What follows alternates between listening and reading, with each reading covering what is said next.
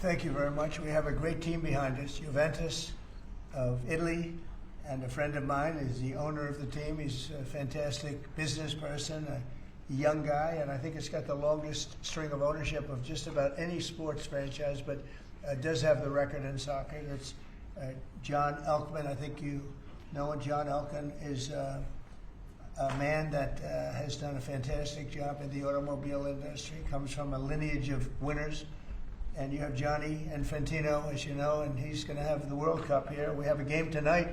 The game is, where is it, over in D.C., the stadium? Here, yeah. Holyfield. And it's totally sold out, I hope, right? Of course, yeah. Okay, good. Well, and you have two great American players on this team. And would you just, where are you, my American players? Over here. They're fantastic, so good luck. Thank you. I hope you're going to be the two best players on the field. Well, I just thought you might want to ask questions, anything about the World Cup or the game tonight, but anything about the World Cup would be great, and Johnny's right here. So, anybody have any questions? And I hope you like the. Well, I'm a little, he's a friend of mine. It's hard to go against him, to be honest with you. But they have a good team. Who are you playing tonight? We're playing against the Emirati team. Oh, that's good. Yeah. That's strong. Good. Well, they spend a lot of money, right? They pay a lot of money. Yeah, that's probably. Is it a strong team? Good team tonight? Yeah, all teams are good. It's the best teams in the world who are here in America. Right, Johnny? You think? Best teams in the world are here. They're all good. Well, we raised the American flag for you guys today. Well, That's quite a historic day. Looks nice out there, doesn't it? Beautiful. Even you agree, right? I think so. Do you agree now? Most of you agree. So, do you have any questions, please? Do you know the latest on the evacuations out of Israel, Mr. President? No. Have you been updated on that? No, we're having a meeting in an hour. We have a meeting downstairs in 1 hour. Yeah. Mr. President, on Iran, if regime change does happen, if the regime falls, do you have a plan for what you think would happen? I have a plan for everything, but we'll see what happens. Got a ways to go. They should have made the deal. I had a great deal for them. They should have made that deal. 60 days we talked about it, and in the end they decided not to do it, and now they wish they did it. And they want to meet, but it's a little late to meet, but they want to meet, and they want to come to the White House. They'll even come to the White House. So we'll see. I may do that, but it's a shame it could have been done the easy way. Do you think the regime there could fall? Sure, anything could happen, right? Of that, sure, that could happen.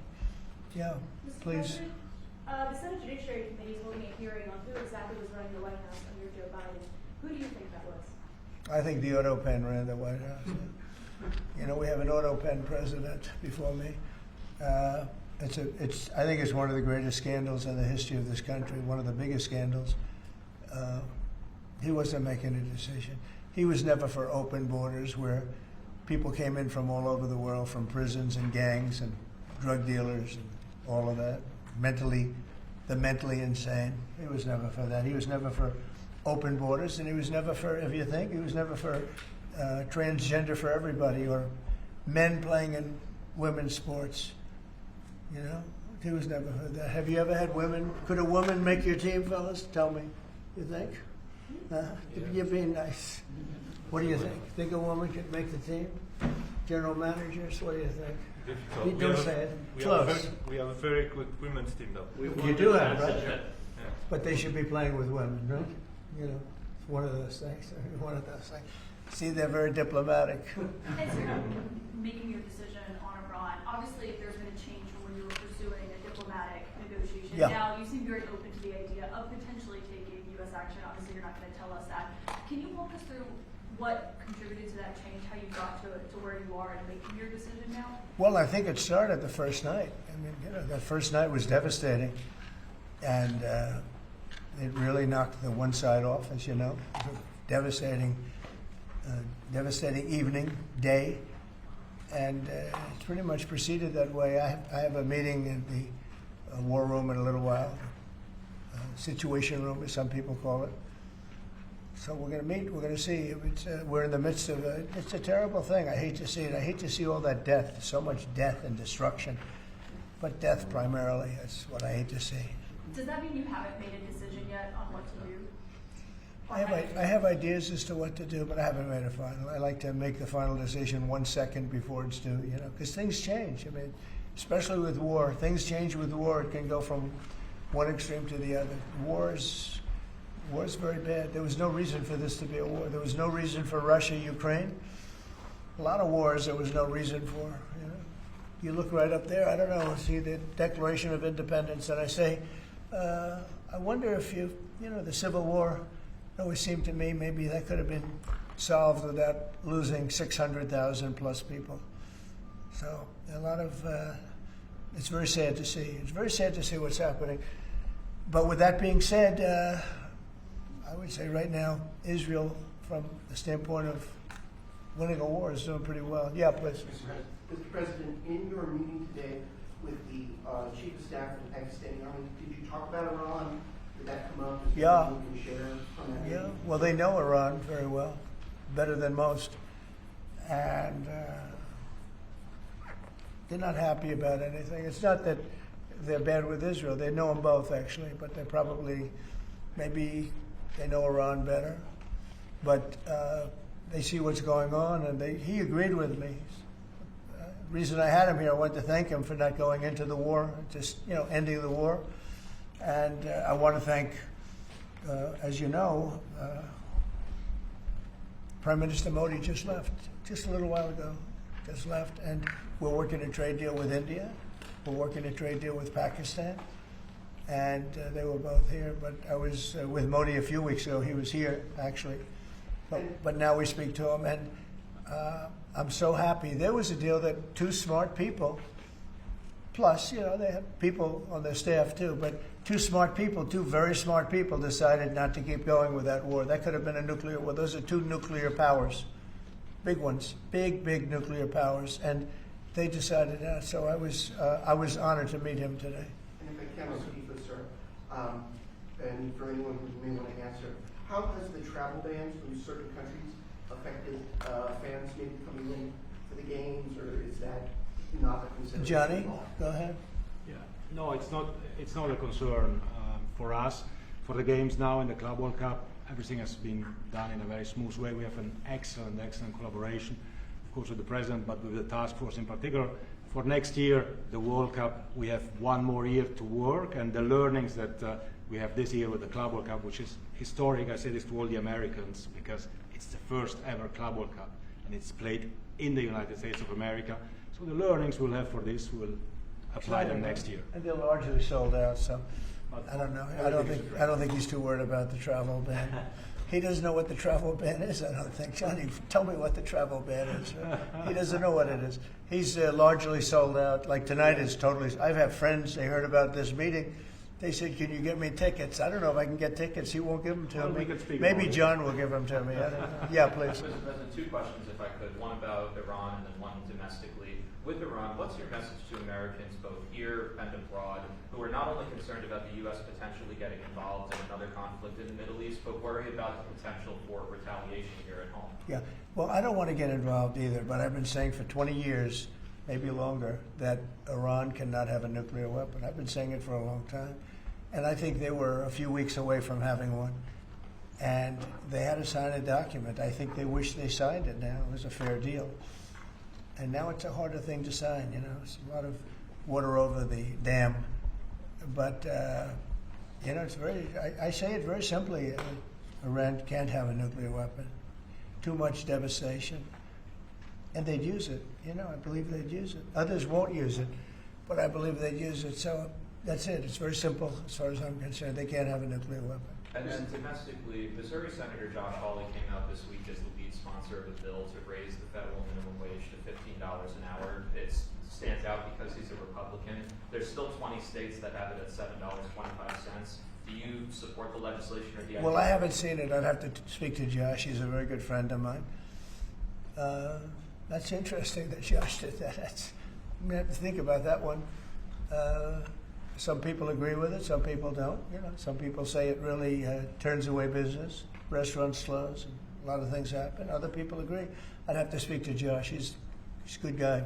Mr. President, for the Iran, the possibility of an Iran deal, is the destruction or the dismantling of the Fordow nuclear enrichment center, is that a prerequisite for a deal? Is that a red line for you? No, it's just something that people talk about having. We're the only ones that have the capability to do it, but that doesn't mean I'm going to do it at all. Yeah, we have the best military equipment in the world. You see that with this fight. We have planes that are undetectable, flying around like, nobody's able to see them. Stealth. You guys want to be stealthy tonight. You can be stealth, you'll never lose, right? But these are incredible planes and weapons. We have the best weapons in the world, by far. Nobody close. And certain countries take advantage of that. Israel has incredible weaponry. So we'll see what happens. I've been asked about it by everybody, but I haven't made a decision. Mr. President, you talked earlier today about having daily conversations with Prime Minister Netanyahu. Yeah. How have those conversations weighed on you in terms of getting more involved? You've been lobbying for the U.S. to get more involved. Has that had an impact in kind of your evolution, sir? Look, we talk, and I'd like to see everything done. I would have preferred having just an agreement, a strong agreement, verifiable agreement. But it was such a shame. They were so close. Iran was very close to signing what would have been a very good agreement for them. And maybe that could still happen, I guess. They do want to come and see us. They want to see me in the White House. That's a big statement. But it's very late.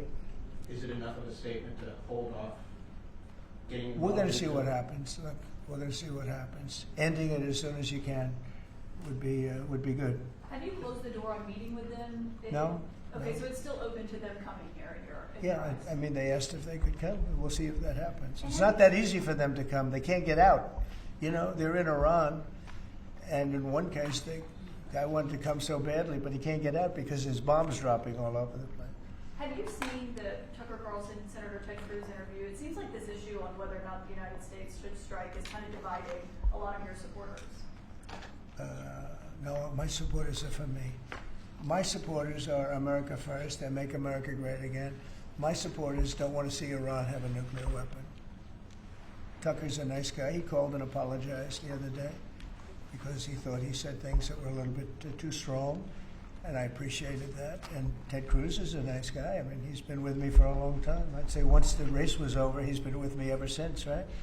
But very simple. If they think that it's okay for Iran to have a nuclear weapon, then they should oppose me. But nobody thinks it's okay. People that I don't want to fight either. I'm not looking to fight. But if it's a choice between fighting and them having a nuclear weapon, you have to do what you have to do. Maybe we won't have to fight. Don't forget, we haven't been fighting. We add a certain amount of genius to everything, but we haven't been fighting at all. Israel's done a very good job of that. But we'll see what happens. The bottom line is they can't have nuclear. And if I can't imagine that Ted Cruz said it's okay for Iran to have nuclear, including Tucker. I don't think Tucker says it's okay. The problem is then they get themselves into a thing. They don't want them to have nuclear, but then they say, well, we don't want to fight. Well, you're going to have to make a choice because it's possible that you're going to have to fight for them not to have nuclear. And it's interesting because I did ask Tucker, I said, well, are you okay with nuclear weapons being in the hands of Iran? And he sort of didn't like that. He didn't want to really, but he sort of didn't like that. And I said, well, if it's okay with you, then you and I do have a difference. But it's really not okay with him.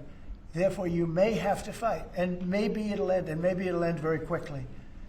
But there's no way that you can allow, whether you have to fight or not, you can allow Iran to have a nuclear weapon because the entire world will blow up.